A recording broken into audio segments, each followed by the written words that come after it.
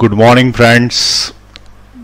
आज अपन स्टार्ट कर रहे हैं मेजरिंग टूल्स करंट इलेक्ट्रिसिटी का टॉपिक है। अब इसमें क्या है कि ammeter, voltmeter, galvanometer, potentiometer, meter bridge, ये सब आता है। इसमें से मीटर ब्रिज अपन पढ़ चुके हैं। तो ये जो इंस्ट्रूमेंट्स हैं, इसमें से कुछ instrument magnetic effect of current पे बेस्ड हैं। अब अगर ये मैग्नेटिक इफेक्ट ऑफ करंट पे बेस्ड है तो मैग्नेटिक इफेक्ट ऑफ करंट तो बाद में आएगा चैप्टर, तो उसको अभी पढ़ाया नहीं जा सकता। लेकिन क्या होता है कि इसके क्वेश्चन बीच बीच में इन्हें लगा रखे हैं, तो तुम्हें ये पता होना चाहिए कि अमीटर सीरीज में लगता है कि वोल्टमीटर में कन्वर्ट कैसे होता है। तो हम क्या कर रहे हैं कि उसका बेसिक प्रिंसिपल छोड़ के अमीटर कैसे बनता है, वोल्टमीटर कैसे बनता है, ये सब भी अभी पढ़ लेते हैं। और जरूरत पड़ेगी तो एक बार फिर से बाद में पढ़ लेंगे जब हम magnetic effects of current chapter पढ़ाएंगे। तो यहां पे मैं मेजरिंग टूल्स के नाम लिख रहा हूं, ठीक है। उसके आगे अपन लिखेंगे वो काम क्या आते हैं। तो पहले नंबर पे जो मेजरिंग टूल मैंने लिखा, तो number 1 is galvanometer. This is the number 1, ठीक है। Number 2 is ammeter. Number 3 is voltmeter. Number 4 is potentiometer. सब मीटर ही मीटर है, पोटेंशियोमीटर। उसके बाद नंबर 5 मीटर ब्रिज में मीटर आगे आ गया। Number 6 is slide wire bridge, ठीक है। ये क्या है? Slide wire bridge, it is also type of bridge. Number 7 is post office box. Number 8 is multimeter. ये सब अपने सिलेबस में हैं, ठीक है। जिसमें से ये वाला मेडिकल में नहीं है, मेडिकल यानी नीट में ये वाला नहीं है, ये सिर्फ आईआईटी में आता है। It is only in IIT, ठीक है। तो इसको अभी अपन नहीं पढ़ रहे, लास्ट में देखेंगे इसको। तो सबसे पहले क्या बोल रहा है? गैल्वेनोमीटर बताओ क्या काम आता है?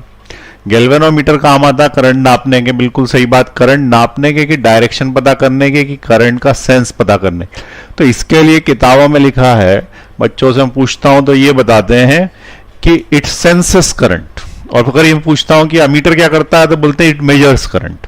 यानी कि ये पता कर लेता करंट है और ये उसको नाप लेता है। तो क्या ये वाला नाप नहीं पाता? क्या नापता तो होगा ही ना, तभी तो उसके पीछे मीटर लगा हुआ है। इसका मतलब ये भी करंट नापता है और ये भी करंट नापता है। तो पहला वाला जो गैल्वेनोमीटर है वो क्या नापता है? तो उसका आंसर करंट नापता है। क्या नापता है? करंट नापता है, ठीक है।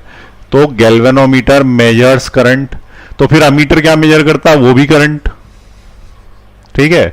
ये भी करंट मेजर करता है। वोल्टमीटर क्या मेजर करता है? पोटेंशियल डिफरेंस,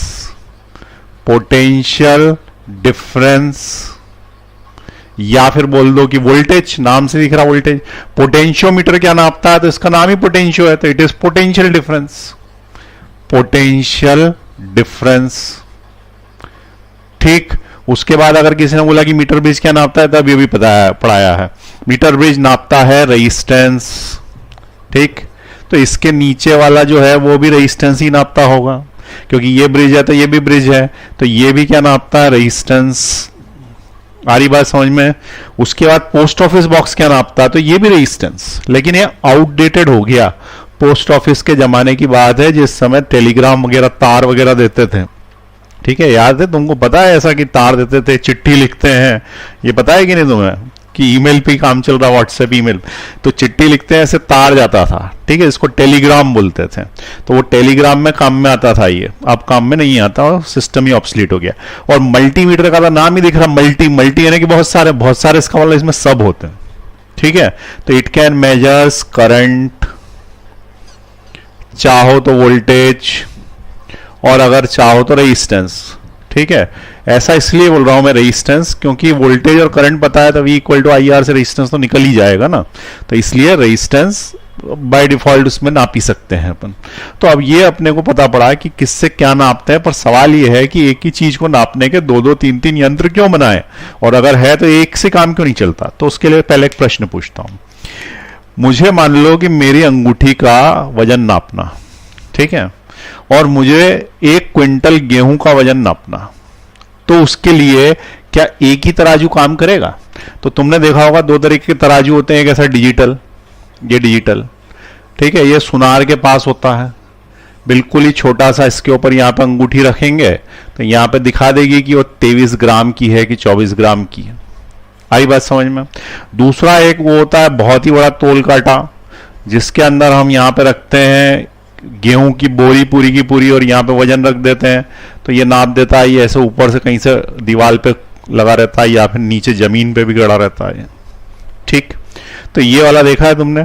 अब ये बताओ कि अगर अपन इंटरचेंज कर दें, मान लो कि हम इससे नापें क्या 1 बोरी गेहूं, तो इसका क्या हाल होगा। 1 क्विंटल गेहूं में तो ये पूरा ही चपटा हो जाएगा और यहाँ पे डिजिट इतने ज्यादा तक आगे आ जाएंगे कि डिजिटल मीटर टूट ही जाएगा। ठीक है। और दूसरे में अपन ने क्या किया है कि यहां पे अंगूठी रखी और यहां पे वजन रखने की कोशिश करी, उसको पता ही नहीं पड़ेगा कि अंगूठी रख दी। अरे तुम पूरे जेवर निकाल के भी रख दोगे पता ही नहीं पड़ेगा, इतना भारी रहता है, उसका लीस्ट काउंट इतना ज्यादा रहता है कि उसके अंदर सेंसिटिविटी नहीं आएगी। इसको क्या बोलते हैं फिजिक्स की लैंग्वेज में, सेंसिटिविटी। तो ये ज्यादा सेंसिटिव है, कम सेंसिटिव है, दैट इज द डिफरेंस। ठीक है। और यही का ये डिफरेंस कायम है गैल्वेनोमीटर और अमीटर में, एक ज्यादा सेंसिटिव है, एक कम सेंसिटिव है। ठीक है। तो ये वाला जो गैल्वेनोमीटर है it is more sensitive, more sensitive. और अगर ये मोर सेंसिटिव है, सेंसिटिव शब्द समझ में आता है ना, जरा सा किसी को बोल दो वो बुरा मान जाए तो उसको बोलते हैं सेंसिटिव है। ठीक है। तो ये जो सेंसिटिविटी है, एक सेकेंड रुके, हाँ, तो ये जो सेंसिटिविटी है इसका मतलब क्या हुआ कि जरा सा किसी को कुछ इनपुट दो और उसने क्या किया, बहुत सारा आउटपुट ले लिया, बहुत सारा आउटपुट दे दिया, तो उसको बोलते हैं सेंसिटिविटी। तो ये जरा से इनपुट में ज्यादा आउटपुट देता है और it is less sensitive, less sensitive. ये क्या है, कम सेंसिटिव है। अब कम सेंसिटिव है, जैसे ये कम सेंसिटिव है, छोटी मोटी चीजों का असर ही नहीं होता, और ये ज्यादा सेंसिटिव है, ये इसमें अंतर है। अब कोई पूछेगा कि क्या दोनों करंट नापते हैं, तो उसका आंसर है हाँ नापते हैं, लेकिन एक कम करंट नापता है, एक ज्यादा करंट नापता है। यदि 2-3 एम्पियर का करंट हो, बड़ा करंट, 2-3 एम्पियर का बड़ा करंट होता है, 2 एम्पियर करंट मतलब आदमी जल कर राख हो जाए। ठीक है। अपने घरों में जो करंट आता है 0.2, 0.1 ऐसा। ठीक, तो 0.1 में या माइक्रो एम्पियर या मिली एम्पियर में होगा तो उसको इससे नपाएंगे। तो इसका मतलब ये स्मॉल अमाउंट ऑफ करंट नापेगा, स्मॉल अमाउंट ऑफ करंट। क्या नापेगा, स्मॉल अमाउंट ऑफ करंट। और ये क्या नापेगा, large amount of current, large amount. ठीक, तो एक क्या नापता है, स्मॉल अमाउंट ऑफ करंट, दूसरा क्या नापता है, लार्ज अमाउंट ऑफ करंट। इन दोनों में अंतर आएगा समझ में। एक अंतर और बहुत इंपॉर्टेंट है, वो अंतर ये है कि ये कौन, galvanometer direction of the current बता देता, ये बता देगा करंट इधर से इधर जा रहा है कि इधर से इधर जा रहा है, ये दोनों तरफ से बता देगा। जबकि अमीटर ऐसा नहीं बता पाएगा, करंट इधर जाए तो भी और इधर जाए तो भी उसका आंसर वही आता है। अब इससे कैसे पता पड़ता है, तो बहुत इंपॉर्टेंट चीज है, गैल्वेनोमीटर तुम्हारे हाथ में पकड़ा दिया जाए और अमीटर पकड़ा दे तो डिफरेंस कैसे पता पड़ेगा। तो दिखने में बिल्कुल एक जैसे होते हैं, कल तुमको वो आईपैड वाले पे दिखा दूंगा। तो इसके अंदर दोनों एक जैसे होते हैं, अंतर ये होता है कि ये वाला बिल्कुल 0 पे रहता है। ठीक है, कौन सा, पहला वाला, इसका कांटा 0 पे रहता है ऊपर बीच में, और यदि करंट इधर से आया तो ये यूं हो जाता, और करंट यदि इधर से आया तो ये यूं हो जाता। जबकि अमीटर का कांटा, अमीटर का जो कांटा रहता है वो अमीटर का कांटा हमेशा ही इधर से स्टार्ट होता है, ये 0 रहता है उसका। ठीक है, इसमें यहां पे लिखा रहता 10 तक और इधर भी 10 तक मान लो, और इस साइड इसके अंदर लिखा रहता मान लो 50 तक, तो ये 0 से रीड करना चालू करेगा 50। अब तुमने अमीटर में करंट भेजा इधर से इधर तो भी 50, यदि इधर से इधर भेजा तो भी 50, क्योंकि स्टार्ट ही 0 इधर है। आरी बात समझ में। तो इसका 0 इस कोने पे रहता है, इसका 0 बीच में रहता है। यदि इधर करंट गया तो उधर, उधर से करंट आया तो इधर, वाइपर जैसा हिलता है ये। ठीक है ना, कार के सामने जो वाइपर लगा रहता है वैसे हिलता है। तो अगर कोई पूछा कि गैल्वेनोमीटर में अलग क्या है, तो हम क्या बोलेंगे, it can measure, it can show the direction of current, show the direction of current. ये करंट का डायरेक्शन भी शो कर सकता है, मेजर तो कर ही सकता। ठीक है, लेकिन प्रॉब्लम क्या है, प्रॉब्लम ये है कि अगर इसने बोला कि यहां से यहां तक की स्केल, ठीक है ध्यान से सुनना, यहां से यहां तक की स्केल पे हमने 10 निशान लगाए और इधर साइड भी 10 निशान लगाए, टोटल कितने निशान हुए, 20। यानी कहां तक कैलकुलेट कर रहा है, इधर साइड 10 और इधर साइड 10, जबकि तुमने यहां से निशान लगाया तो यही कि लगातार लगा दोगे तो तुम 20 निशान लगा पाओगे। इसका मतलब तुम्हें बड़ी स्केल मिलती है, बड़ी स्केल मिलती है, इसका मतलब you can measure large amount of current, ज्यादा करंट मेजर किया जा सकता है। एक कारण इससे एक ही है, दूसरा भी है। दूसरा ये है कि इसके अंदर यदि तुमने बहुत ज्यादा करंट दे दिया, जैसे 20 एम्पियर 25 एम्पियर ऐसा, तो इसका ये बिल्कुल लास्ट में जाके टूट जाएगा और ये हीटिंग इफेक्ट ऑफ करंट के कारण जल जाएगा। जबकि इसके अंदर ज्यादा करंट दे दोगे तो फिर ये शो करेगा तुमको। लेकिन प्रॉब्लम क्या है, इसके अंदर यदि कम करंट दे दोगे 0.1 0.2 मिली एम्पियर का, तो ये कांटा हिलके ही नहीं देगा, जैसे वो बड़ा कांटा नहीं हिल रहा था ना वैसे। अब जैसे मान लो कि मैंने नींबू, ठीक है, नींबू बताया ना, तो नींबू के अंदर क्या किया, एक कॉपर की रॉड फंसाई। ठीक है, कॉपर की रॉड मतलब तुम कॉपर की रॉड नहीं मिले तो कुछ भी सिक्का इक्का कुछ भी ले लो, नींबू के अंदर फंसा दो, छोटा सिक्का ले लो, बड़ा नींबू ले लो, या फिर कुछ भी चीज, दूसरी तरफ कील लगा दो लोहे की। ठीक है, ये लोहे की कील, और इधर साइड तुम्हें कुछ नहीं मिला तो एल्यूमिनियम का चम्मच या कुछ भी, पर दोनों मेटल अलग अलग होने चाहिए। अब क्या होगा कि ये जो नींबू है इसके अंदर एसिड है, एसिड जो है वो इलेक्ट्रोलाइट होता है, इलेक्ट्रोलाइट का काम करेगा, तो ये वाली जो रॉड है और ये वाली रॉड मिलके ये बन जाएगा एक इलेक्ट्रिकल सेल, और सेल यदि मिल जाएगा तो इसके अंदर यहां करंट आने लगेगा। अब ऐसा इतने जम के नहीं आता कि नींबू छोड़ दिया एकदम से, ठीक है, तो करंट आता है लेकिन पता ही नहीं पड़ेगा, इतना हल्का करंट आता है इसके अंदर। अब तुमने बोला कि मैं इसको नाप के देखूंगा कि आ रहा है कि नहीं आ रहा, मुझे नहीं पता पड़ रहा, तुमने इसमें लगा दिया अमीटर, अमीटर का निशान है ये, अमीटर का कांटा हिल के ही नहीं देगा, तो तुम बोलोगे इसमें करंट नहीं आ रहा। उसका कारण क्या, करंट इतना कम आ रहा है कि तुम पता नहीं कर पा रहे हो। अब तुमने क्या किया कि इसकी जगह लगाया कौन सा, गैल्वेनोमीटर। गैल्वेनोमीटर का कांटा हिल जाएगा, ये भी बता देगा करंट किधर से किधर जा रहा है, तो कौन सा एनोड बना कौन सा कैथोड बना ये भी तुम्हें पता पड़ जाएगा। समझ में आ रही बात। तो ये वाला गैल्वेनोमीटर काय के काम का है, it is of high sensitivity and it can measure the direction of current also, it can show the direction of current also and can measure small amount of current. ठीक है, तो यहां तक समझ में आई बात। दूसरी चीज, अगर कोई पूछे गैल्वेनोमीटर किस सिद्धांत पे बेस्ड है, तो उसका नाम है मैग्नेटिक इफेक्ट ऑफ करंट। इसलिए मैं इसके अंदर खोल के नहीं दिखा रहा तुमको कि क्या होता है, एक दिन दिखा भी दूंगा, मेरे पास सब है, galvanometer, ammeter, voltmeter, potentiometer, meter base, जो तुमने सुने होंगे, लेंसेस वगैरह सब है मेरे घर, पूरा लैब बना हुआ। ठीक है, तो एक दिन दिखा दूंगा तुमको। तो यहां पे जो है वो एल्यूमिनियम और लोहे की जगह तुम कॉपर यूज करोगे तो और ज्यादा अच्छे से तुमको करंट मिलेगा, और गैल्वेनोमीटर सेंस कर लेगा उसको, अमीटर सेंस नहीं कर पाएगा। ठीक है, आप किसी ने पूछा कि गैल्वेनोमीटर बनता कैसे है, तो हमने क्या बोला, मैग्नेटिक इफेक्ट ऑफ करंट से, मैग्नेटिक इफेक्ट से बनता है, इसलिए इसका वर्किंग अंदर की मैं बाद में बताऊंगा। It is based on magnetic effects. ठीक, चलिए गैल्वेनोमीटर हो गया, अमीटर हो गया, अब चलो नीचे आ जाओ, वोल्टमीटर और पोटेंशियोमीटर में क्या अंतर है, तो तुम बोलोगे वही अंतर है, ये कम नापता है और ये ज्यादा नापता है, क्योंकि इसकी स्पेलिंग छोटी है, इसकी स्पेलिंग बड़ी है। ऐसा है क्या? नहीं, इस बार वो डिफरेंस नहीं है। इस बार एक बहुत बहुत ही बारीक डिफरेंस और बहुत इंपॉर्टेंट है। ठीक है, तो वो जो इंपॉर्टेंट डिफरेंस है वो क्या है, उसके लिए मैं तुमको थोड़ी सी मुझे जगह चाहिए, तो यहां पे लिख देता हूं इस जगह पे। ठीक है, देखिए इंपॉर्टेंट डिफरेंस क्या है। इंपॉर्टेंट डिफरेंस ये है कि वोल्टमीटर पोटेंशियल डिफरेंस नापता है, ठीक है, नीचे वाला भी नापता है, लेकिन नीचे वाला एक और चीज नाप सकता है जिसका नाम है ईएमएफ, इलेक्ट्रोमोटिव फोर्स, जो कि ऊपर वाला नहीं नाप सकता। ठीक है, ये इलेक्ट्रोमोटिव फोर्स नहीं नाप सकता, जबकि नीचे वाला इलेक्ट्रोमोटिव फोर्स भी नाप सकता है, और एक और चीज नाप सकता है, ये इंटरनल रेजिस्टेंस, इंटरनल रेजिस्टेंस। अब ये दो चीजें नाप लेगा, इंटरनल रेजिस्टेंस, ईएमएफ, और ये नहीं नाप पाएगा, पोटेंशियल डिफरेंस दोनों नाप लेते हैं। ठीक है, अब दोनों में डिफरेंस क्या है, तो तुम ये बोलोगे कि जब ये तीनों नाप लेता है और ये एक ही नाप लेता है, तो फिर इसको क्यों रखा, उसको हटाओ। ठीक है, इसमें ऐसा तो झंझट ही नहीं कि कम नापता है कि ज्यादा नापता है, दोनों नाप लेते हैं, तो फिर इसको हटाओ, सिर्फ इसी को रख लो।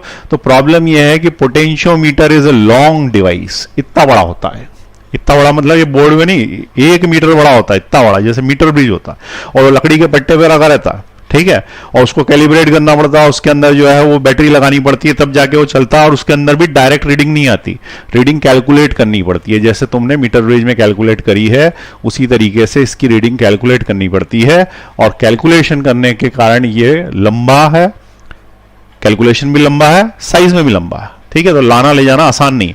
वोल्ट मीटर जो है वो जरा सा होता है, इतना बड़ा, और ये डायरेक्ट रीडिंग दे देता है, ठीक है, कितने वोल्ट है। अब मान लो कि किसी ने पूछा एक्यूरेट कौन है, तो ये ज्यादा एक्यूरेट है, पोटेंशियोमीटर। अब पोटेंशियोमीटर एक्यूरेट भी है, ठीक है, एक्यूरेट भी है, पोटेंशियल डिफरेंस भी नाप लेता है, ईएमएफ नाप लेता है, इंटरनल रेजिस्टेंस नाप लेता है, सर्वगुण संपन्न है। अगर ये सर्वगुण संपन्न है तो फिर इसका उपयोग क्यों नहीं करते? तो बताओ, अगर तुम्हारे घर में टीवी खराब हो गया तो एक इंस्ट्रूमेंट लेके आता है, इससे वो 2 इलेक्ट्रोड्स लगा के देखता है कितना वोल्टेज है।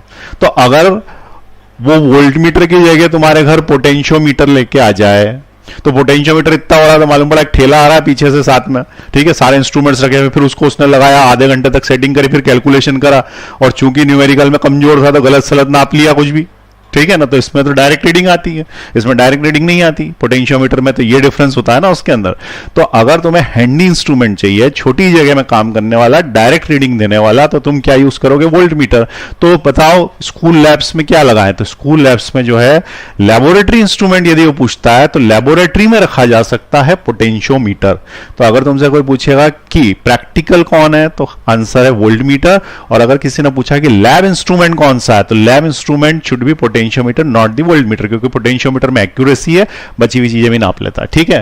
तो इसके आगे लिख देते हैं कि volt meter is a lab instrument, ठीक है, ये लैब इंस्ट्रूमेंट। अरे गलत लिख दिया नीचे, potentiometer is a lab instrument, क्योंकि इसी को तो लैब में रखोगे, लेके नहीं जा पाओगे ना, तो इट इज लैब इंस्ट्रूमेंट, ठीक है।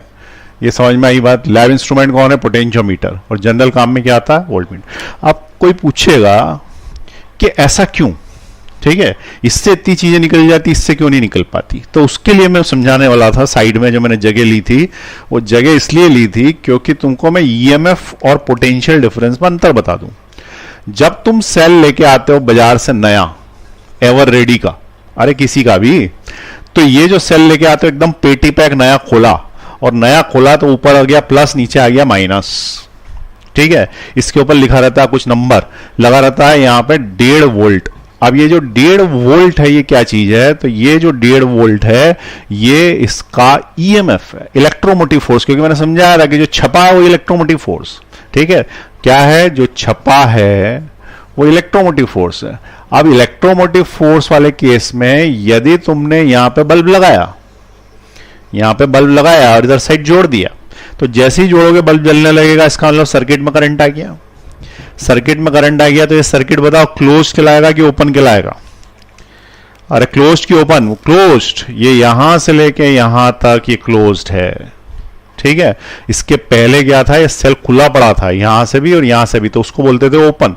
अभी क्या हो गया? क्लोज्ड हो गया। तो क्लोज सर्किट में कभी भी ईएमएफ नहीं आता, उसमें पोटेंशियल डिफरेंस आता, terminal potential difference close circuit के अंदर, ठीक है। और जो ओपन सर्किट है, उस ओपन सर्किट में हमेशा ईएमएफ आता। अब होता है क्या है कि सेल में कुछ इंटरनल रेजिस्टेंस होता, और ये जो इंटरनल रेजिस्टेंस होता है, ये क्या करता है सेल के अंदर? ये उसका वोल्टेज डाउन कर देता है। तो जो ईएमएफ रहता है उससे हमें आई आर कम मिलता है, तो उसको बोलते हैं V. V is potential difference. इसका मतलब यह है कि यदि तुमने सेल चालू किया, अगर सेल चालू किया, तो उस केस में बाहर तुम्हें वी ही मिलेगा, ई मिलेगा ही नहीं। आ रही बात समझ में? यदि तुमने सेल चालू नहीं किया, खाली पड़ा रहा, तो उस केस में तुम्हें ई मिलेगा, वी नहीं मिलेगा। अब सवाल यह है कि वोल्टमीटर में जैसे ही लगाओगे 2 तार, तो वोल्टमीटर का कांटा यूं हिलता, कांटा यूं हिलने के लिए करंट चाहिए। करंट आएगा कहां से? तो इसी सेल से थोड़ा सा करंट ले लेता है, थोड़ा सा करंट लेके कांटा हिलता है। इसका मतलब it is in close circuit, ना कि ओपन सर्किट। और अगर ये क्लोज सर्किट में है तो भाई ये ईएमएफ नाप ही कैसे सकता है? ये वोल्टेज ही नापेगा। इसके कारण इसका सर्किट क्लोज होने के कारण ये क्या नापता है?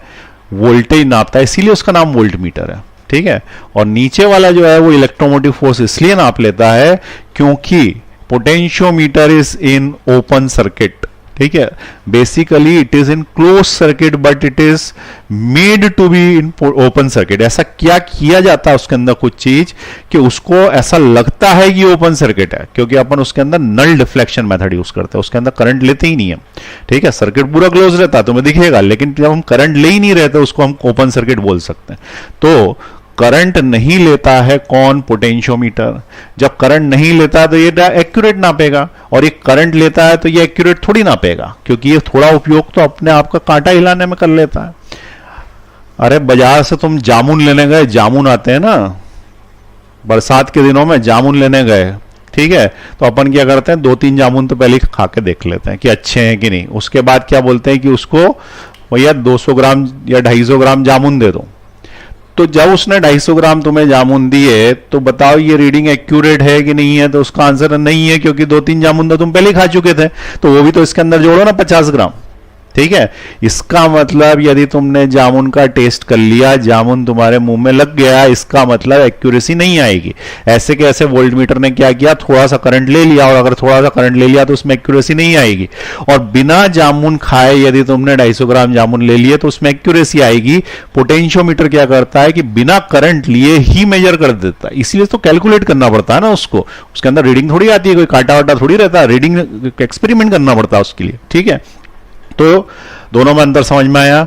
एक ओपन सर्किट में काम करता है। ओपन सर्किट का मतलब तुम ऐसा मत सोच लेना कि उसके टर्मिनल्स खुले पड़े हैं, टर्मिनल क्लोज्ड भी हैं और करंट नहीं बह रहा तो भी उसको ओपन सर्किट बोलते हैं। ठीक है, अब मैं क्या होता है कि जब मैं पढ़ा रहा होता हूं तो बहुत सारी चीजें बोलते जाता हूं, मैं लिखवा नहीं रहा होता हूं, तुम लोग अपने दिमाग में लिखो, उसको एज ए नोट्स बनाओ। ठीक है, ओपन सर्किट का मतलब we are not taking current, circuit का क्लोज होने पे भी वो ओपन हो सकता है। ठीक है, अगर अपन उसमें करंट नहीं ले रहे। तो यहां तक समझ में आई बात। तो ये क्या हो गया, वोल्ट मीटर हो गया, अमीटर हो गया, पोटेंशियोमीटर हो गया। अब जब ईएमएफ निकल जाएगा, वोल्टेज निकल जाएगा, तो internal resistance V equal to E minus I R से आ ही जाएगा आर। अब बचा मीटर ब्रिज। मीटर ब्रिज हमें पता है रेजिस्टेंस नापता है, it is based on Wheatstone bridge. ठीक है, क्या नापता है? Resistance. Slide wire bridge is same as that of meter bridge, एक ही बात है, बस अंतर यह है कि इसका जो वायर है वो 1 मीटर का लंबा नहीं होता, इसका वायर 2 मीटर लंबा हो सकता है, 5 मीटर लंबा हो सकता है। इसका कारण यह है कि जितना ज्यादा तुम वायर लंबा करोगे उतना ज्यादा उसकी सेंसिटिविटी बढ़ेगी। अगर तुम्हारा रेजिस्टेंस है मान लें कि 5.3 ओम्स, तो तुमने इसको मीटर बेस से नाप लिया, बड़ी अच्छी बात करी। काय से नाप लिया? मीटर बेस से नाप लिया, बड़ी अच्छी बात करी। लेकिन तुम्हारा रेजिस्टेंस है 5.32739870। ठीक है, ये अगर तुम्हारा रेजिस्टेंस है तो इसको नापने के लिए तुम्हें स्लाइड वायर ब्रिज चाहिए रहेगा। ज्यादा बड़ा वायर रहता है, पॉइंट तक नाप देता है। ठीक है, किसकी एक्यूरेसी नहीं, इसके अंदर जो है वो ज्यादा डेट्स तक नंबर लाए जा सकते। ठीक है, उसके बाद नेक्स्ट जो है पोस्ट ऑफिस बॉक्स, वो भी रेजिस्टेंस नापता है। और मल्टीमीटर इनका कॉम्बिनेशन होता है, बेसिकली वो गैल्वेनोमीटर, एमीटर, वोल्टमीटर का कॉम्बिनेशन होता है, क्योंकि वो डिफ्लेक्शन मेथड पे बेस्ड है, इन पे बेस्ड नहीं है। तो ये जो 1, 2 और 3 है, 1 + 2 + 3 इज इक्वल टू 8। समझ में आई बात? कोई सुन रहा होगा ना तो बोलेगा कि ये कौन सा मैथ्स पढ़ाते हैं सर, 1 + 2 + 3 इज इक्वल टू 8 कैसे? 3 और 2 5 और 1 6 ही तो होता है। ठीक है, तो यहां पे 1 + 2 + 3 इज इक्वल टू 8। ये वाला जो है गैल्वेनोमीटर, अमीटर, वोल्टमीटर मिला दो तो फिर क्या बन जाता? मल्टीमीटर बन जाता। क्लियर हुई है सारी की सारी बातें? अब इसको नोट कर लें। ठीक है, नोट कर लें, लेकिन नोट करने के पहले मैं तुम्हें एक चीज दिखा देता हूं। अभी मैंने एक वो होता है ना पावर बैंक, उसको तोड़ा है। ठीक है ना, क्योंकि मेरी आदत है तोड़ने की, मेरे घर में हर चीज तोड़ रखी है। मैंने टीवी फोड़ा है अभी थोड़े दिन पहले, दिखाऊंगा अभी एक आधे दिन। उसके पहले जो है वो और भी चीजें तोड़ी हैं। अभी एक आध दिन तुमको टेलीस्कोप वगैरह पढ़ लिया ना तुमने, माइक्रोस्कोप, टेलीस्कोप, तो वही फोड़ के दिखाता हूं तुमको। अंदर देखो क्या निकलता है उसके। ठीक है, उससे पता पड़ेगा। इंजीनियरिंग और मेडिकल वालों करना तो यही है ना, एक आदमी को इंस्ट्रूमेंट्स तोड़ने, एक आदमी को आदमी तोड़ना है। अरे मेडिकल वाला चीर फाड़ करके यही तो देखेगा ना अंदर क्या है। तो देखो क्या निकल रहा है।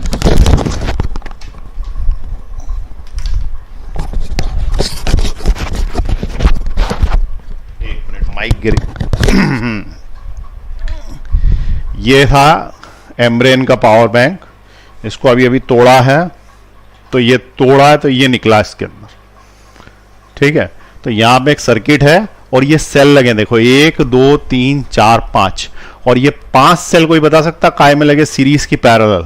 तो तुम बोलोगे ये तो एक के पीछे पास है, दिख रहे पैरेलल है, लेकिन ये सीरीज में होंगे, क्योंकि सीरीज में लगे होंगे तभी तो जाके ये करंट ज़्यादा देंगे तो ये सारे के सारे सेल्स इसके अंदर लगे हुए हैं और ये इसको चार्ज कर देता है। ठीक है, वैसे मेरे ख्याल से चालू होगा कि नहीं होगा ये पता नहीं, हो गया थोड़ा बहुत चालू, देखो लाइट जलने लगी उसके अंदर। ठीक है, अब ये जो है जब अपन इसको चार्जिंग पे लगाते हैं, हाँ चली जा लाइट जली। ठीक है, मतलब अभी जिंदा है ये।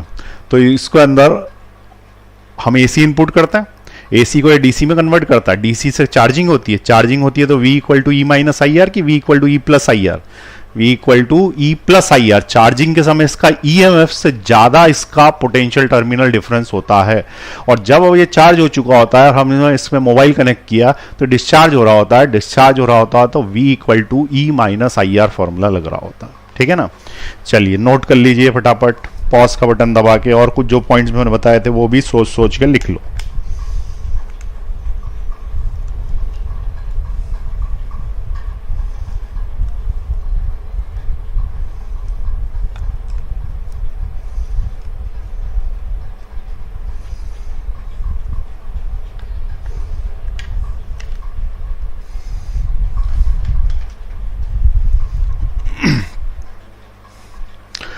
ठीक है, यहां तक कंप्लीट हो गया।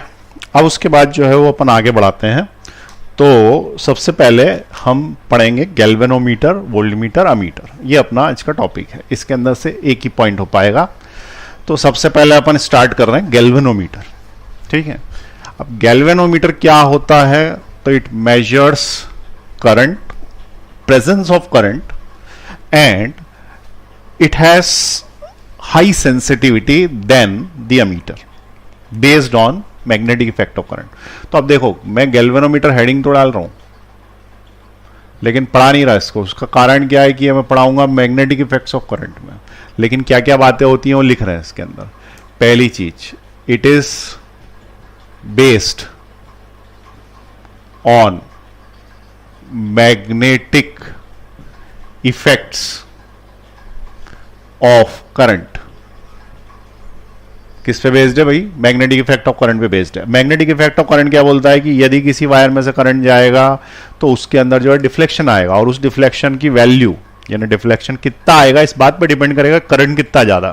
तो इसका मतलब जो डिफ्लेक्शन गैल्वेनोमीटर में आता है it is directly proportional to the current. तो इसको अपन ऐसा बोल सकते हैं कि deflection is directly proportional to the current. बस इतना ही फॉर्मूला हमारे काम का है और ये कैसे काम करता है इसको अपन बाद में देखेंगे। ठीक है, करंट भेजते हैं, वो डिफ्लेक्शन देता, अंदर स्प्रिंग लगा रहता है, स्प्रिंग इसको वापस ले आता है इधर से। ठीक है, अब क्या होता है, इसकी प्रॉब्लम ये है कि ये it measures small amount of current, it measures small amount of current, small amount of current measure करता है। ठीक है, और जो मैक्सिमम करंट ये मेजर कर सकता है, मैक्सिमम करंट ये मेजर कर सकता है। इसका मतलब ये जो है ये बीच में रहता है ना, तो यहां तक मेजर कर सकता है मैक्सिमम। तो इधर 0 लिखा है, इधर 10 मिली एम्पियर लिखा है, तो इसका मतलब 10 milli ampere is the maximum current.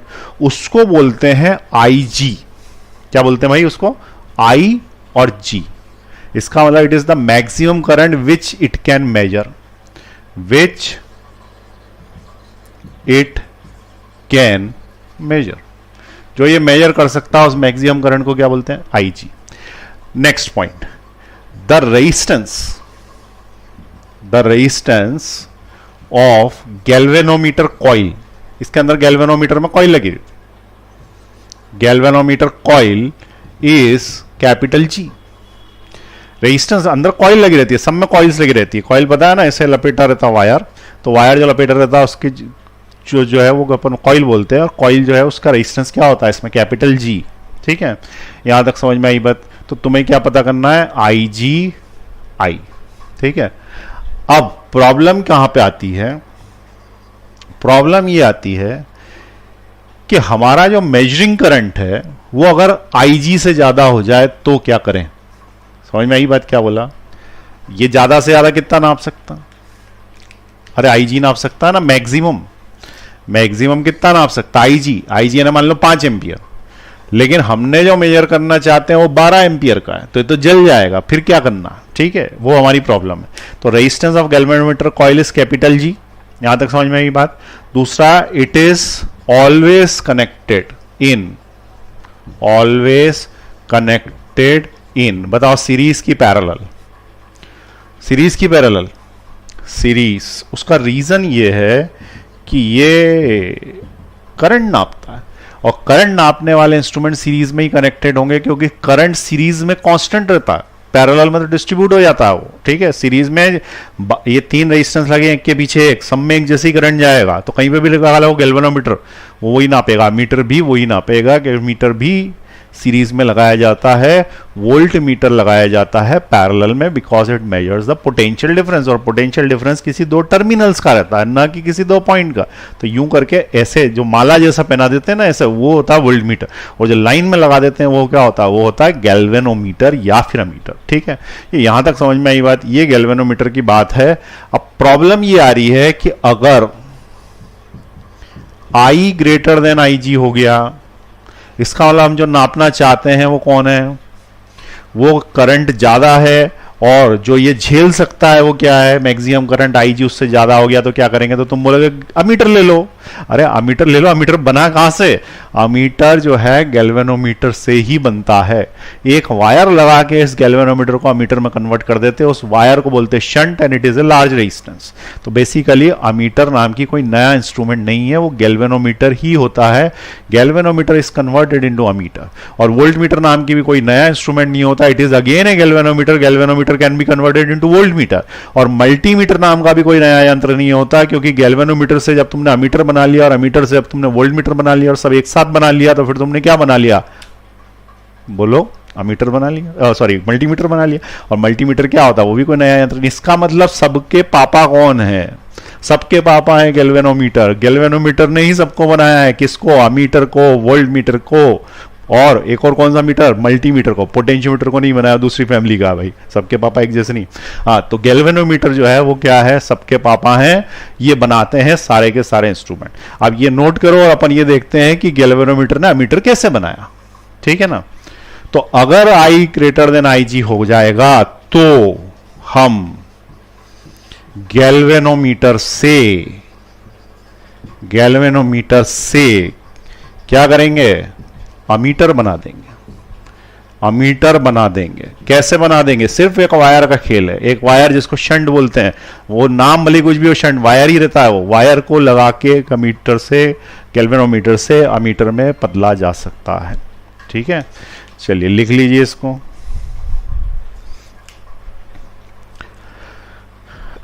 अब यहां पे पॉज करके लिखना है। अब अपना जो टॉपिक है उसका नाम क्या, अमीटर, ठीक है। तो अपना नेक्स्ट टॉपिक जो होगा उसको अपन क्या बोलेंगे, ammeter.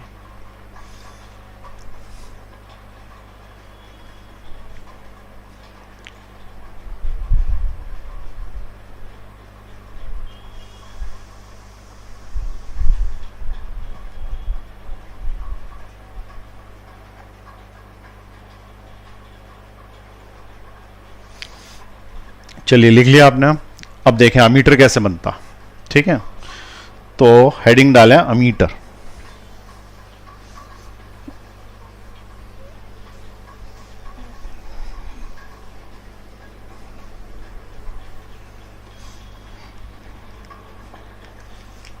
Ammeter, ammeter measures large amount of current. तो अगर मान लो कि हमारा आई क्या है, current to be measured, current to be measured, जिस करंट को मेजर करना है। और IG क्या है, maximum current which galvanometer can झेल, कैन बियर, जो ज्यादा से ज्यादा वो झेल सकता है उसको अपन क्या बोलते हैं, maximum current which galvanometer can bear is IG। IG के बाद काटा टूट जाएगा, जल जाएगा, रहता ही नहीं उसमें, लास्ट निशान IG तक रहता है, ये IG, ठीक। इसके बाद कुछ रहता ही नहीं, डब्बा रहता, ठीक है। अब क्या है, इधर साइड जा सकता, वो भी IG, इधर भी IG, दोनों तरफ IG। तो maximum current which galvanometer can bear. अब वो क्या है कि प्रॉब्लम ये है कि I is greater than IG, current ज्यादा है, क्या करें, जिसमें से capital G is the resistance of क्या, गैल्वेनोमीटर, अभी बताया था गैल्वेनोमीटर का रेजिस्टेंस। क्या करें, अगर हमारा करंट ज़्यादा है, मतलब ये नाप सकता है 2 एम्पियर और हमको नापना है 10 एम्पियर, तो इस 8 एम्पियर का क्या करें? ठीक है, ये प्रश्न है। तो बहुत ही आसान सी बातें हैं, कुछ नहीं है, नॉर्मल जीवन में जो होता है वैसे ही करना है। बता, एक पुल बनाया, ये रोड है, इस रोड पे ज़्यादा से ज़्यादा 10 ट्रक जा सकते हैं। कितने ट्रक जा सकते हैं? ज़्यादा से ज़्यादा 10 ट्रक। 10 ट्रक के बाद ये लोड नहीं लेगी, टूट जाएगा पुल। यहां पे 40 ट्रक आ गए और सब बोल रहे हैं कि इधर से ही जाएंगे। सब अगर 40 ट्रक इधर से ही जाएंगे तो टूट जाएगा। ठीक है, क्या करेंगे? 10 को ही भेजना है, लेकिन वहां पे ट्रैफिक पुलिस खड़ा करना पड़ेगा, जो 10 को पकड़ेगा, फिर उसको बचे हुए को इधर करेगा। ऐसा नहीं करना, ऑटोमेटिक सिस्टम चाहिए, अपने आप ही ट्रैफिक डाइवर्ट हो जाना चाहिए। तो उसके लिए हम क्या करेंगे? उसको बोलेंगे बाईपास। ये याद आ रहा है तुमको? Bypass circuit. तो हमने क्या किया कि एक बाईपास निकाल दिया इधर साइड से। अब तुमको यदि पता हो तो शहरों के बाहर बाईपास निकाले जाते हैं, शहरों के बाहर बाईपास निकाले जाते हैं। बाईपास क्या करते हैं? साइड से ट्रैफिक निकाल देते हैं और शहर के अंदर जाने ही नहीं देते। तो हमने क्या किया? बाईपास निकाल दिया। इधर साइड ट्रक जाएंगे, इधर साइड बाईपास से जो है वो बचे हुए ट्रक चले जाएंगे। सिंपल है, हो गया काम। लेकिन इतना आसान नहीं होता। जैसे ही अपन यहां पहुंचेंगे तो क्या होगा? ट्रक वाले बोलेंगे कि इतने लंबे रास्ते से क्यों जाएं, हम तो इधर से जाएंगे। सभी बोलेंगे हम तो इधर से जाएंगे। फिर धक्का मुक्की हो गई, सारे उधर से घुस गए। तुम्हारा जो बाईपास तुमने बना के रखा किसी काम का नहीं। ठीक है, तो कुछ ऐसा सोचो कि इधर से चले जाएं। तो तुमने क्या बोला कि एक काम करते हैं, इधर बैरिकेड लगा देते हैं। यहां पे क्या करते हैं? बैरिकेड लगा देते हैं, सब इधर से चलेंगे। अरे सबको नहीं भेजना, 10 इधर से 30 इधर से। कुछ ऐसा गणित लगाओ कि 10 इधर से और 30 इधर से। ऐसा कैसे? ठीक है, मतलब एग्जैक्टली नहीं, मैं तो एक एग्जाम्पल समझा रहा हूं। ऊपर तो एग्जैक्ट आएगा मीटर में, 10 इधर से 30 इधर से। कुछ ऐसा तरीका बताओ कि कुछ इधर से और कुछ इधर से चले जाए। तो उसके लिए एक तरीका आसान, हम क्या करें कि ये जो छोटी रोड है जिस पे जाने के लिए सब लोग मर रहे हैं, इस छोटी रोड पे गड्ढे खोद दें, गड्ढे। ठीक है, और ये वाली रोड एकदम स्मूथ चिकनी बना दें, बिल्कुल बढ़िया सी डामर की। ठीक है, अब क्या होगा कि जब ट्रक वाला नंबर 1 आएगा यहां पर, वो सोचेगा कि ट्रक तो मालिक का है, मुझे क्या करना, टूटेगा तो टूटेगा, मैं तो इधर से ले जाऊंगा, तो इधर से ले जाएगा। दूसरा ट्रक वाला आएगा, बोलेगा नहीं नहीं ट्रक तो मेरा है, इधर से नहीं, मैं तो इधर से जाऊंगा। तीसरा बोलेगा कि मैं इधर से फास्ट भगा सकता हूं। चौथा बोलेगा कि नहीं मैं तो इधर से निकल जाऊंगा, छोटा पड़ेगा। इसका मतलब फूट पड़ गई दोनों, कुछ इधर से चलेगा कुछ इधर से चलेगा। यही तो अपना पर्पस था। अब ध्यान से समझना क्या किया, वही का वही अमीटर को, गैल्वेनोमीटर को अमीटर में बदलने के लिए करते हैं। ये जो करंट जा रहा था इसके पास से एक वायर निकाल देते हैं और उस वायर को बाईपास वायर बोलते हैं, जिसको सादी भाषा में फिजिक्स की लैंग्वेज में शंट बोला जाता। मैंने उसको बाईपास वायर बोल दिया, इट इज शंट। अब ये जो वायर यहां से लगाया गया है ये शंट है। अब तुमसे यदि किसी ने पूछा कि जो शंट है SHUNT, इसका रेजिस्टेंस हाई रखना है कि लो रखना? ठीक है, रेजिस्टेंस जो मेन वाला वायर है गैल्वेनोमीटर का, जो उसकी जगह हमने साइड से निकाल दिया, पतली गली खोद दी। इस पतली गली का रेजिस्टेंस ज्यादा रखना है कि कम रखना? बताओ, हाई रेजिस्टेंस की लो रेजिस्टेंस? आंसर है लो रेजिस्टेंस। रेजिस्टेंस कम होना चाहिए, स्मूथ सड़क होनी चाहिए, तभी उधर से करंट जाएगा। स्मूथ सड़क होगी तभी इधर से ट्रक वाले सरदार जी निकलेंगे, नहीं तो ऊपर से ही निकल जाएंगे। ठीक है ना, इसलिए इस शंट का रेजिस्टेंस हमेशा लो रखना, कम रखना, शंट का रेजिस्टेंस। और इस वाले रास्ते का पे रेजिस्टेंस है ना, रुकावटें या गड्ढे ज्यादा होने चाहिए, तो इसका रेजिस्टेंस हाई रखना है, शंट का रेजिस्टेंस लो रखना है। अपने आप ही करंट डिस्ट्रीब्यूट हो जाएगा। जिस रेशियो में डिस्ट्रीब्यूट कराना है उस रेशियो में रेजिस्टेंस सेट कर दो। 1:3 में रेजिस्टेंस सेट कर दो। ठीक है, 1:3 में रेजिस्टेंस सेट कर दो। 1 रेजिस्टेंस इसका, 3 इसका, तो अपने आप ही उल्टे रेशियो में ट्रक हो जाएंगे, 30 इधर से 10 उधर से। अरे बताया था ना ऐसा, रेजिस्टेंस का रेशियो यदि 1:3 है तो करंट का रेशो अपने आप ही 3:1 हो जाएगा। जहां पे ज्यादा रुकावटें वहां पे कम लोग। भाई सबसे कम रुकावटें काय में है? तुम जाके फिजियोथेरेपी का कोर्स कर लो, तुम जाके जो है वो काय का कर लो, नर्सिंग का कोर्स कर लो, आसान है, ज्यादा लोग हैं उसके अंदर। मेडिकल का कोर्स नीट का करने में कम लोग हैं।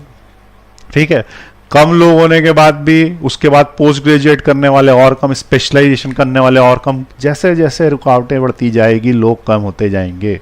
ठीक है, तो जैसे जैसे रेजिस्टेंस बढ़ेगा वैसे वैसे करंट कम होता जाएगा। तो जिसका रेजिस्टेंस ज़्यादा उसमें करंट कम, जिसमें करंट रेजिस्टेंस कम उसका करंट ज़्यादा। ठीक है, तो ये अपन ने क्या पता किया, गैल्वेनोमीटर को अमीटर में बदलने का तरीका पता किया। आप देखें यहाँ पे ध्यान से देखें क्या करा कि मेरे पास था गैल्वेनोमीटर, ये गैल्वेनोमीटर, इसको मैंने सिर्फ जी, ये इसका सिंबल है गैल्वेनोमीटर।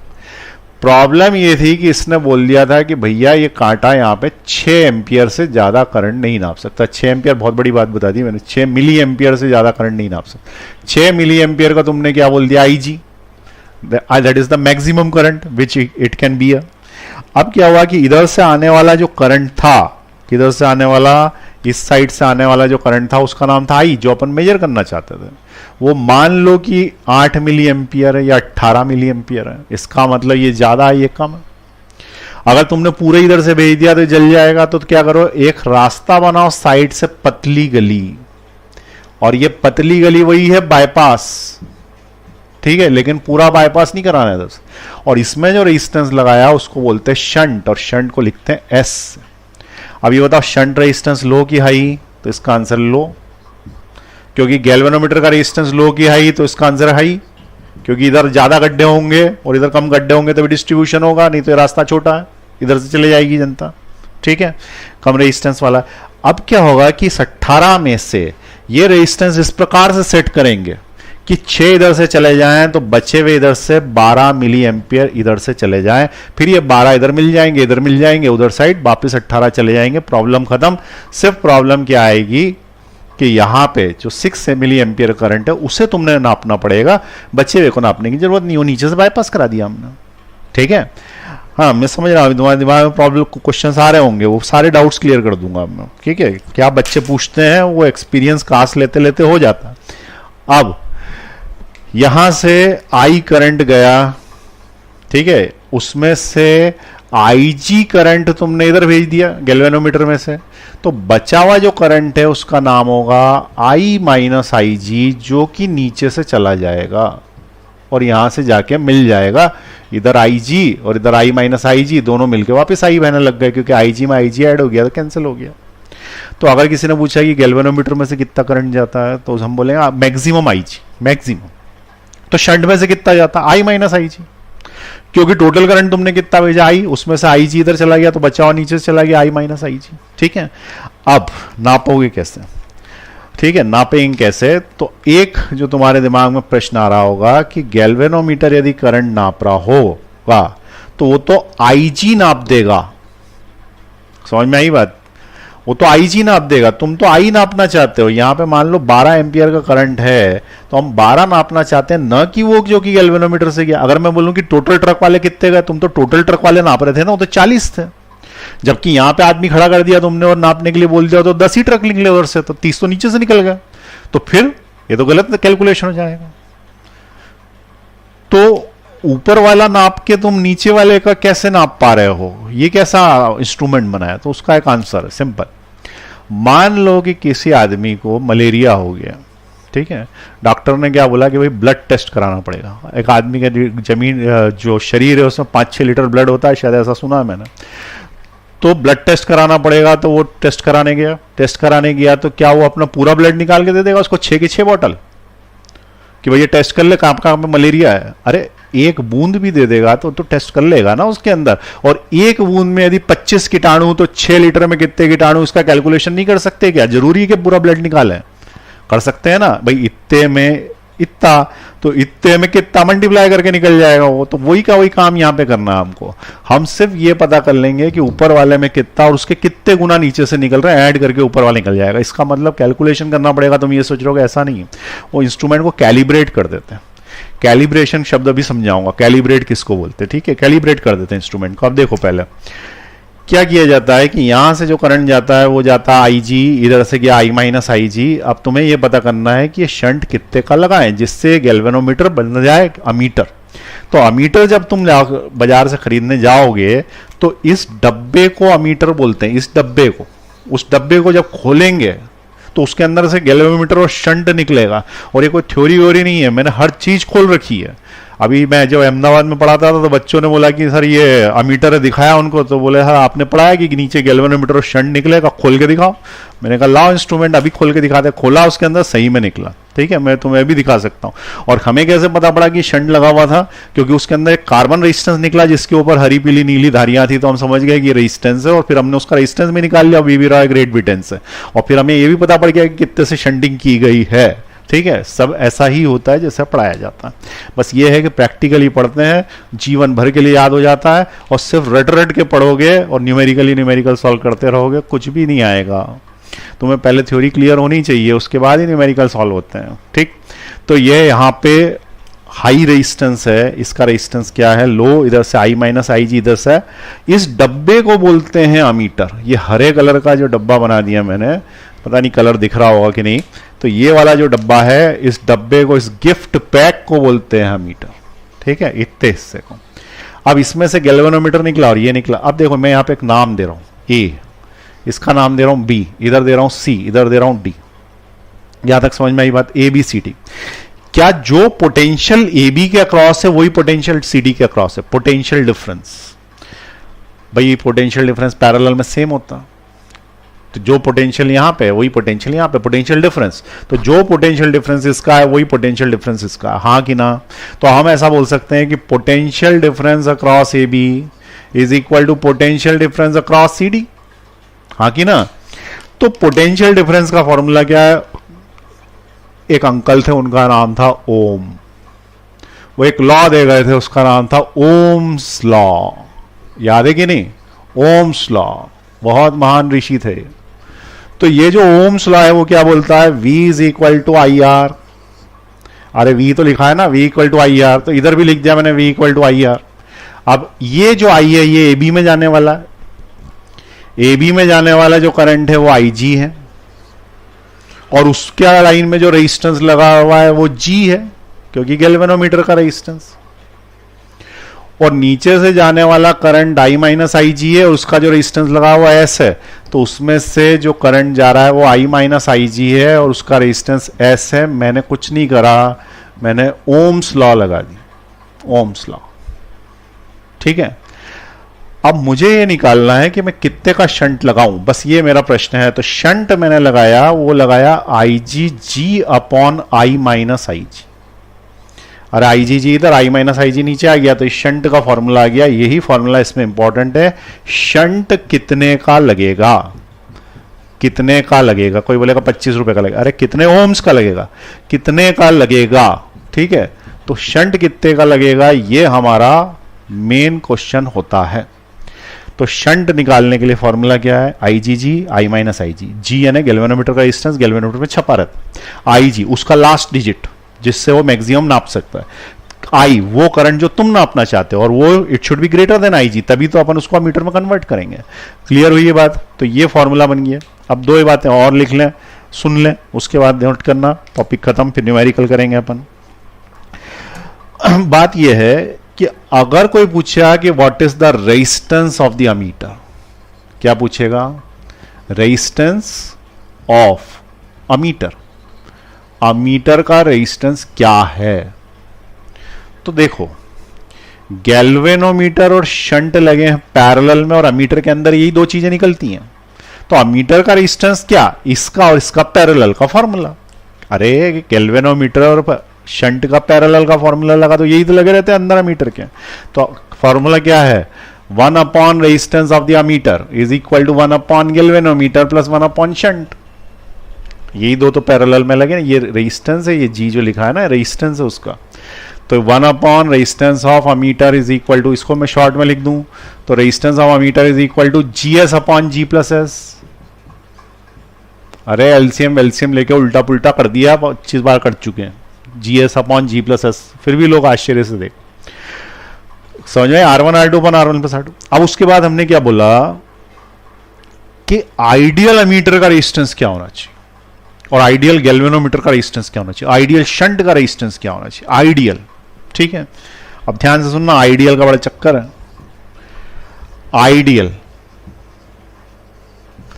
पहली चीज, गैल्वेनोमीटर का रेजिस्टेंस क्या होना चाहिए, शंट का रेजिस्टेंस क्या होना चाहिए और अमीटर का रेजिस्टेंस क्या होना चाहिए।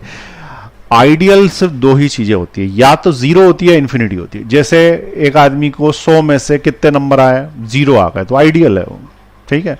इधर से टॉपर है, इधर से पीछे से, ठीक है। या उसको 100 में से 100 आ गए तो आइडियल है, एक्सट्रीम आ गए। तो इधर अगर अपन चलना चालू करें, चलते ही जाए चलते जाए, तो कहां पहुंचेंगे, इन्फिनिटी पे। तो इन्फिनिटी इज आइडियल या फिर 0 इज आइडियल, बस दो ही बातें हो सकती है। अब ये बताओ गैल्वेनोमीटर का रेजिस्टेंस आइडियल क्या, 0 की इन्फिनिटी, 0 की इन्फिनिटी। तो यहां पे देखो, यहां क्या लिखा है मैंने, इसका आंसर हाई होना चाहिए रेजिस्टेंस। इसका रेजिस्टेंस हाई होगा, नीचे वाले का लो होगा, तभी तो नीचे से जनता जाएगी। तो ऊपर वाले का रेजिस्टेंस यदि हाई होगा तो हाई यानी कितना high, 100, 200, 500, 1000, crore, lakh, infinite. Resistance of the galvanometer should be infinite and it is ideal. इसका मतलब उसमें करंट जाना ही नहीं चाहिए अगर रेजिस्टेंस गैल्वेनोमीटर का इनफाइनाइट है तो। लेकिन ये आइडियल की बात है। आइडियल की बात यह है कि हमें टेस्टिंग के समय मलेरिया के पता ही नहीं होना चाहिए कि हमने खून ले लिया, खून ही नहीं लिया और टेस्ट कर दिया। जैसे कि आजकल वो आ रहा है ना इंफ्रारेड, दूर से ही वो गन जैसा शूट करते हैं, इधर से टेम्परेचर लिखा आता, तुमको टच भी नहीं करना पड़ता, तो बिना टच की। तो यहाँ पे आइडियल गैल्वेनोमीटर का रेजिस्टेंस क्या हो गया, इनफाइनाइट। बताओ आइडियल शंट का कितना, सही है, समझदार होगा। Shunt should be low resistance, low मतलब कितना लो, उसी के अंदर लिखा है इतना लो, इतना लो, लो यानी कितना लो, तो 0 लो, ठीक है। तो आइडियल अमीटर का रेजिस्टेंस कितना लें, 0 लो। अब रेजिस्टेंस ऑफ अमीटर, तो जब ये दोनों पैरेलल में लगेंगे तो पैरेलल के अंदर आने वाला आंसर दोनों से भी छोटा होता है। बहुत इंपॉर्टेंट बात बता रहा हूं, सुनो ध्यान से। 3 ओम और 6 ओम बताओ सीरीज में कितने दिए, अरे 3 ओम और 6 ओम सीरीज में कितने दिए, 3 और 6 9 दिए। 3 ओम और 6 ओम पैरेलल में कितने देंगे, 6 × 3/6 + 3, 2 ओम्स देंगे, क्योंकि ये इसका डबल है, बड़ा वाला divided by 3, 6 divided by 3, 2 ohms देंगे।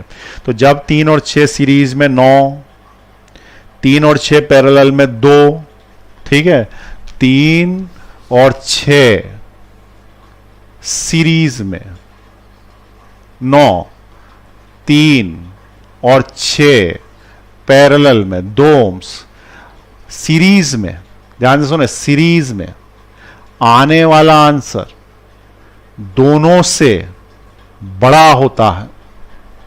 सीरीज में आने वाला आंसर दोनों से बड़ा होता है, पैरेलल में आने वाला आंसर दोनों से छोटा होता है, छोटे से भी छोटा होता है, इसमें बड़े से भी बड़ा होता है। हरी बात समझ में, पैरेलल में आने वाला आंसर छोटे से भी छोटा, सीरीज में आने वाला आंसर बड़े से भी बड़ा। तो यहां पे बताओ कि अमीटर का रेजिस्टेंस क्या होगा, तो ये 0 है, ये इन्फिनिटी है, और पैरेलल में लगे हैं तो आने वाला आंसर छोटे से भी छोटा होगा। इन दोनों में से छोटा कौन, तो इन दोनों में से छोटा 0, और 0 से भी छोटा होगा, तो इससे 0 क्या छोटा हो सकता, माइनस में तो होता नहीं कुछ, इसमें कोई नीट के जैसा निगेटिव मार्किंग तो है नहीं, तो 0 से छोटा कुछ नहीं होता, इसलिए 0 ही होगा। या आइडियल का 0 है रेजिस्टेंस किसका, अमीटर। आ रही बात समझ में। तो यहां पे यदि किसी ने पूछा आइडियल का क्या होगा, तो ये होगा। अब पूरी कहानी एक बार शॉर्ट में फिर से समझा रहा हूं, फिर नोट कर लेना। सबसे पहली चीज, प्रॉब्लम क्या हो गई थी, गैल्वेनोमीटर, छोटा बच्चा पड़ गया था, उसके पास ज्यादा करंट आ गया, हमने क्या किया, बाईपास निकाल दिया। बाईपास को बोला शंट रेजिस्टेंस। गैल्वेनोमीटर में से जाएगा कुछ करंट, नीचे से जाएगा शंट रेजिस्टेंस। अब वो उस रेशो में जाएगा, और रेशो को अपन जो है वो कैलिब्रेट कर लेंगे। अच्छा हाँ, कैलिब्रेशन समझा रहा था मैं। कैलिब्रेशन ये था कि इसके ऊपर जो नंबर लिखे रहते हैं ना, 0 1 2 3 4, उसको मिटा देते हैं और उसके ऊपर नए नंबर डाल देते हैं 6 8 10 12, और ये नॉन करंट डाल के इस पर नए नंबर्स डाल दिए जाते हैं, जिसको कैलिब्रेशन बोलते हैं। अरे तुमने क्या किया, गैल्वेनोमीटर था, गैल्वेनोमीटर तो 10 एम्पियर पे 0 लास्ट हो जाता था, अब तुम 40 नाप रहे हो उससे, तो अब 40 पे लास्ट होना चाहिए ना, तो 10 मिटा के उस पर 40 लिख देंगे, अकॉर्डिंगली सारे चेंज कर देंगे, मिटा के बड़े बड़े नंबर्स लिख देंगे, उसको क्या बोलते हैं, कैलिब्रेशन बोल देते हैं। सिंपल है। तो ये कैलिब्रेट करके अपन जो है वो इसको भी इंक्लूड कर लेते हैं, नीचे वाले जो बाईपास हो जाते हैं उसको, उस रेशो में, ठीक है। तो इसको बोला जाता है कैलिब्रेशन। कैलिब्रेशन यानी कि नंबर डालना, ठीक है, नॉन करंट डाल के नंबर डाल दिए जाते हैं, उसको बोलते हैं कैलिब्रेशन, ठीक। तो हमने क्या किया, गैल्वेनोमीटर लिया, गैल्वेनोमीटर में शंट लगाया, शंट काय में लगाया, पैरेलल में।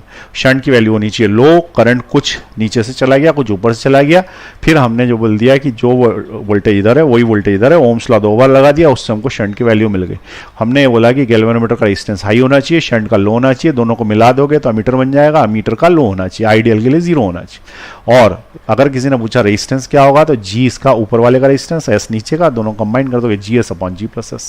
तो ये अमीटर की थ्योरी कंप्लीट हो गई। ठीक है, अब आप नोट कर लें इसको बढ़िया से, और फिर अपन अगली क्लास में हमारे कैनवास, डिजिटल कैनवास पे जो है वो इसके न्यूमेरिकल करेंगे। न्यूमेरिकल करना उसके अंदर बड़ा अच्छा लगता है क्योंकि उसमें लिखना नहीं पड़ता, बहुत बढ़िया टेक्निक है वो, और एकदम कंसंट्रेशन भी बन जाता है और जल्दी जल्दी ज़्यादा क्वेश्चन सॉल्व होते हैं। ठीक है ना, चलिए नेक्स्ट क्लास में करेंगे। दूसरी एक और चीज़ मैं बता दूं, अगर डीपीपी आपको मिली है तो वो डीपीपी मिक्स्ड होती है, इसलिए टॉपिक कंप्लीट होने के बाद मैं सॉल्व करा दूंगा उसको। अभी जितने क्वेश्चन आपसे बनते हैं बैटरी वाले, सिंगल बैटरी 2 बैटरी, वो आप कर लीजिए, बाकी के छोड़ दीजिए, ट्राई करते रहें। ज़्यादातर क्वेश्चन जैसे आप मान लो मीटर कंप्लीट हो जाएगा, मीटर ब्रिज कंप्लीट हो गया तो मीटर ब्रिज के सारे कर लीजिए, मीटर कंप्लीट हो जाएगा मीटर के कर लीजिए। ठीक है ना, तो इस तरीके से जो टॉपिक खत्म होता जा रहा है उसमें से छाट के कर लो, और जो मेरे को पास जो डाउट्स आ रहे हैं तुम लोगों के वो उसी टॉपिक के रखो जो टॉपिक पढ़ा चुके हैं। ठीक है, तो वो टॉपिक्स जो मैं कभी कभी डाउट्स का आंसर इसलिए नहीं देता क्योंकि वो आगे आने वाला होता।